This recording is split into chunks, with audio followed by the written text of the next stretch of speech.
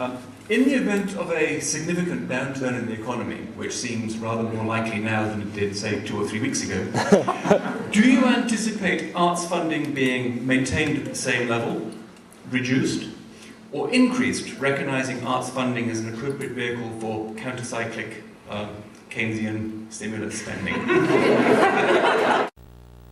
I think this government has exhibited through its fiscal responsibility the ability to deliver for the arts program. During this time when almost all the G8 countries are struggling, what we did posting at the end of July is increase the surplus in this year's budget to just under $3 billion. We've had a net increase in this country of 87,000 new jobs, most of which are high-paying full-time jobs. This is the things that we need to do to ensure that we can deliver the money for such important items to our economy, such as arts, culture, and heritage. So what you need is someone at the helm who can deliver the fiscal management that we need to enable us to have the quality of life and the standard of living of which we're accustomed to. You're the second person this week I've heard invoke the name of Lord John Maynard Keynes, and I was very happy to hear it. A Keynesian solution that involves continuing funding of the arts? Hey, I'm all for it. Interestingly enough, during a depression, one of the industries that does not go belly up is the newspaper industry. People still need to advertise, people still need news. The cultural industries, our artists, of course, they're not greedy people. They're used to living on fried water. So our artists will continue to create art. We need to continue to support it. Frankly, I take it out of the salaries and the parachute packages of the CEOs on Wall Street that have been causing the bloody problem.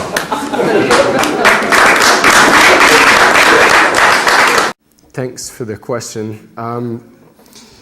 I said right up front that the Green Party's policy platform, its basic fundamental plank, is that we would tie this the arts funding to the GDP.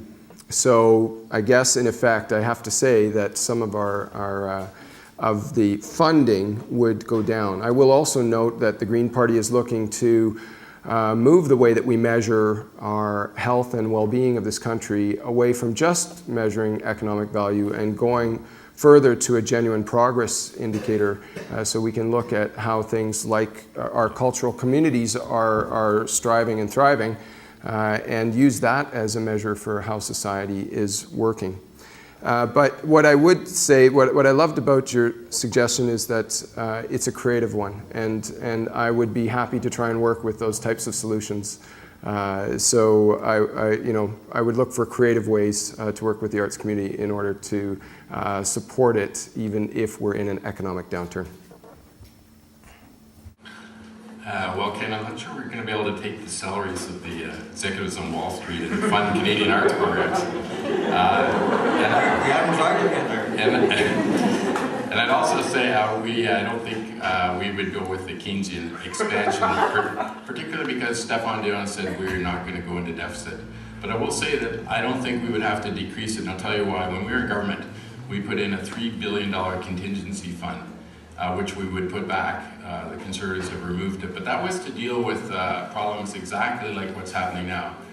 We weathered SARS crisis with that, we weathered 9/11 and other emergencies in our time because we had some money set aside for just this type of mechanism, this type of contingency. This government had a $12 billion surplus from us. When they came in, it's almost down to very low. We would put back the $3 billion contingency, so nothing that's very important, including the arts, including programs for people on need, would have to be cut when a problem like this arises.